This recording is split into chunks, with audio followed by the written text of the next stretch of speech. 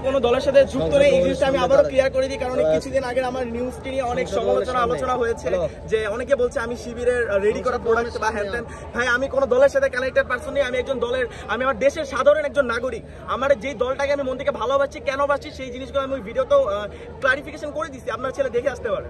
আচ্ছা, আমির জামাতের প্রতি এত ভক্তি শ্রদ্ধা, আগামীতে কি জামাত ইসলাম করবেন কিনা অথবা শিবিরে যোগদান করবেন কিনা? এখন সেটা ডিপেন্ড করে তাদের যে এখন পর্যন্ত যে মতবাদটা রয়েছে, যে দেশটাকে গড়ার যে লক্ষ্যটা রয়েছে, সেটা যদি কন্টিনিউয়াস থাকে, সেটা যদি এই একইভাবে তাদের আইডিওলজিক্যালি তারা যে থিঙ্কিংটা করতেছে, সেই কনসেপশনটা যদি এমনভাবে তারা চালাতে পারে, তারা চাচ্ছে যে জিনিসগুলো সেভাবে যদি আপনারা যদি দেখেন কিছুদিন আগের যে জনসমাবেশটা, সেই সমাবেশে তারা যে 7 দফা দিয়েছিল, একটা দফা আপনি আমাকে ইন্ডিভিজুয়াল দেখাতে পারবেন না যেটা হচ্ছে তাদের নিজেদের সুবিধার্থে তারা দিয়েছে। প্রত্যেকটা দফা জনগণের দফা। সুতরাং এই জনগণ যে চাওয়া পাওয়া, যেমন বিচার ব্যবস্থার সংস্কার করা, তারপর জুলাই সনদ ঘোষণাপত্র যেটা সেটা দেওয়া, তারপরে প্রবাসীদেরকে ভোটাধিকারের ব্যবস্থা